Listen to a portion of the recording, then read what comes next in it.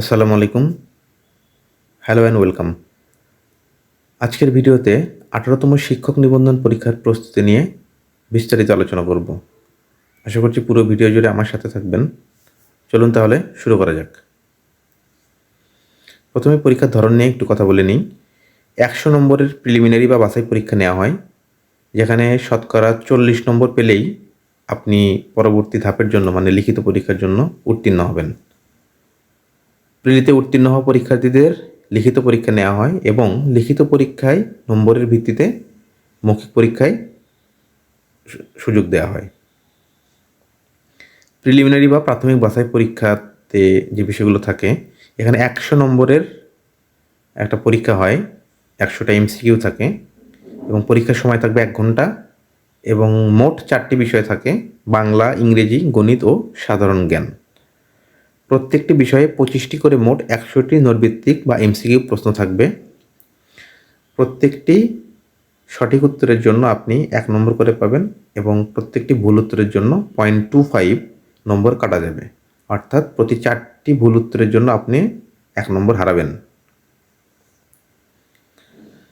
এখন প্রিলিমিনারি বা প্রাথমিক বাছাই পরীক্ষা নিয়ে কিছু সাজেশন বা টিপস দেওয়ার চেষ্টা করব। প্রস্তুতির শুরুতে আপনি করবেন কি, জব সলিউশন থেকে বা যে কোনো বিগত শিক্ষক নিবন্ধন পরীক্ষার প্রশ্নগুলো কালেক্ট করে সেখান থেকে 9ম থেকে 17তম যে শিক্ষক নিবন্ধন পরীক্ষার প্রশ্নগুলো আছে সেগুলো বিস্তারিত ব্যাখ্যা সহ ভালো করে পড়ে ফেলবেন। এতে করে আপনি কিছু প্রশ্ন কমন পেয়ে যাবেন।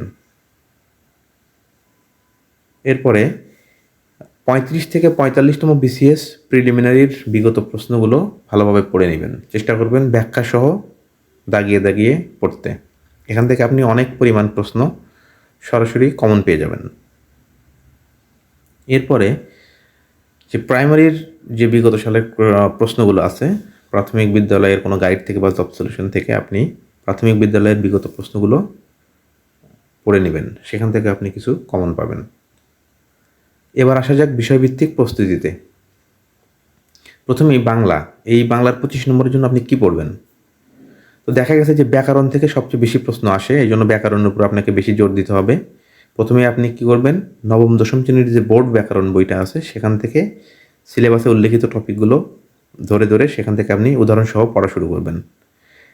তো ব্যাকরণ থেকে যে বিষয়গুলো থেকে প্রশ্ন হয় সেটা হচ্ছে ভাষা, বর্ণ, শব্দ, সন্ধিবিচ্ছেদ, কারক, বিভক্তি, উপসর্গ, অনুসর্গ, ধাতু, সমাস, বানান শুদ্ধি, পারিভাষিক শব্দ, সমার্থক শব্দ, বিপরীত শব্দ, বাগধারা, এক কথায় প্রকাশ। এইগুলো থেকে প্রশ্ন বেশি আসে। তো সাহিত্য থেকে অনেক প্রশ্ন আসে। তো সাহিত্যের ক্ষেত্রে আপনি তো গল্প বা উপন্যাসের রচয়িতা, মানে এই গল্পটি কে লিখছে, এই উপন্যাসটি কে লিখছে, এই রচনাটি কার, তারপরে কবিতার লাইন, কবির নাম, এই বিষয়গুলো থেকে প্রশ্ন আসে। তারপরে কোন লেখকের বা কোন কবির ছদ্মনাম কি, পত্রিকার নাম কি, সেই পত্রিকার সম্পাদকের নাম কি, এগুলো প্রশ্ন এসে থাকে। তারপরে আপনাকে কবি সাহিত্যিকদের সাহিত্যকর্ম জীবনী সম্পর্কে জানতে হবে। তো এক্ষেত্রে আপনি এসএসসি লেভেলের যে বোর্ড বই আছে সেখানে যে কবি সাহিত্যগুলো আছে সেগুলো আপনি ফলো করতে পারেন, কারণ এখান থেকে এই এসএসসির বোর্ড বই থেকে যে কবি সাহিত্যগুলো এখানে আছে এনাদের থেকে বেশি প্রশ্ন হয়ে থাকে।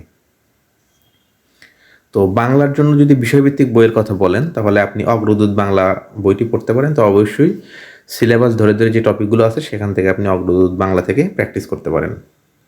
এরপরে ইংরেজি 25 নম্বরের জন্য আপনি কি পড়বেন? ইংরেজি গ্রামারের জন্য আপনি যে অংশগুলো থেকে প্রস্তুতি নেবেন, right form of verb, tense, preposition, parts of speech, voice, narration, spelling, sentence correction, এগুলো থেকে। এবং যে কোনো একটি গ্রামার বই থেকে এই টপিকগুলো আপনি উদাহরণসহ পড়ে ফেলেন। এবং যে বিষয়গুলো আপনি মুখস্থ করবেন সেটা হচ্ছে phrase and idioms, vocabulary, synonym, antonym, এগুলো আপনি মুখস্থ করে ফেলুন। এই জন্য আপনি পিসি দাসের বই ফলো করতে পারেন বা যে কোনো একটি ভালো গ্রামার বই ফলো করতে পারেন। ইংরেজি থেকে বাংলা অনুবাদও, বাংলা থেকে ইংরেজি ট্রান্সলেশনও করতে হবে। দেখা গেছে যে কয়েকটি এরকম প্রশ্ন থাকে। তো সেক্ষেত্রে আপনি বিগত সালের বিভিন্ন সরকারি নিয়োগ পরীক্ষার প্রশ্ন সমাধান করতে পারেন। ইংরেজির জন্য আপনি মাস্টার বইটি ফলো করতে পারেন, তবে সিলেবাসে যে টপিকগুলো আছে সেই টপিকগুলো মাস্টার বই থেকে পড়তে পারেন। তবে মাস্টার বইটি বিশাল বড় একটি বই, সবগুলো টপিক পড়তে যাবেন না। আপনার সিলেবাসে যা যা আছে শুধু সেই টপিকগুলো মাস্টার বই থেকে আপনি প্র্যাকটিস করতে পারেন। এবার আলোচনা করব গণিত অংশের 25 নম্বর নিয়ে।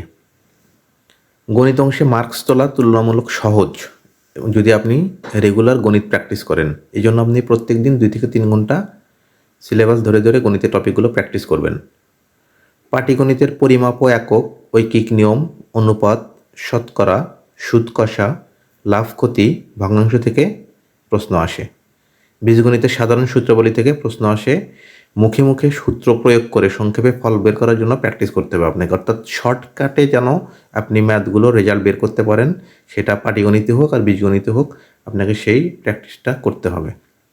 কারণ আপনি খুব অল্প সময়ের মধ্যে আপনাকে অনেকগুলো এমসিকিউ অ্যান্সার করতে হবে। সো আপনি শর্টকাট না শিখলে আপনি দ্রুত উত্তর করতে পারবেন না। আচ্ছা, এরপরে জ্যামিতির জন্য ত্রিভুজ, চতুর্ভুজ, বর্গক্ষেত্র, রম্বস, বৃত্ত ইত্যাদির সাধারণ সূত্র ও সূত্রের প্রয়োগ প্র্যাকটিস করবেন। মাধ্যমিক পর্যায়ের পাঠ্য বই যেমন অষ্টম ও নবম দশম শ্রেণীর বই থেকে আপনি টপিক ধরে ধরে এই বিষয়গুলো প্র্যাকটিস করতে পারেন। তবে সবচেয়ে বেশি আপনার যেটা কাজে আসবে নবম ও দশম শ্রেণীর যেটা সাধারণ গণিত বই, সেখান থেকে আপনি অধ্যায়ভিত্তিক প্র্যাকটিস করতে পারেন।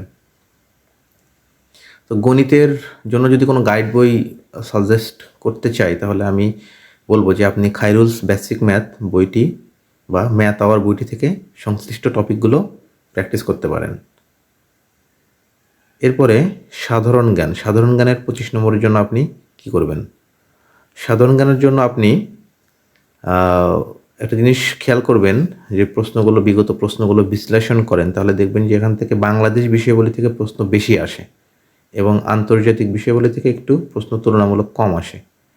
তো এই জন্য আপনি বাংলাদেশ বিষয়গুলির জন্য আপনি বাংলাদেশের শিক্ষা, ইতিহাস, ভাষা আন্দোলন, মুক্তিযুদ্ধ, সংবিধান, ভূপ্রকৃতি ও জলবায়ু, সভ্যতা ও সংস্কৃতি, বিখ্যাত স্থান, বাংলাদেশের রাষ্ট্র ব্যবস্থা, অর্থনীতি, বিভিন্ন সম্পদ, জাতীয় দিবস, এগুলো থেকে আপনি পড়বেন।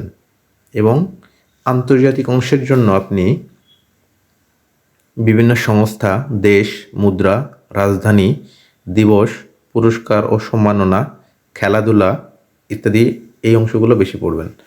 সাম্প্রতিক বিষয়ের জন্য আপনি প্রতি মাসে একটা করে কারেন্ট অ্যাফেয়ার্সের বিশেষ বিশেষ অংশগুলো, যেগুলো সাম্প্রতিক অংশ বা থাকে, সেগুলো আপনি পড়ে নেবেন। পুরো কারেন্ট অ্যাফেয়ার্স পড়ার দরকার নেই, শুধু সাম্প্রতিক অংশটা পড়তে পারেন। আর এরপরে কম্পিউটার ও আইসিটি থেকেও প্রশ্ন আসে।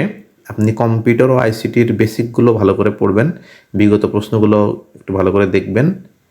এবং কম্পিউটার ও আইসিটির জন্য যদি কোনো বিষয়ভিত্তিক গাইড বই পড়তে চান, তাহলে আপনি ইজি কম্পিউটার বইটি ফলো করতে পারেন।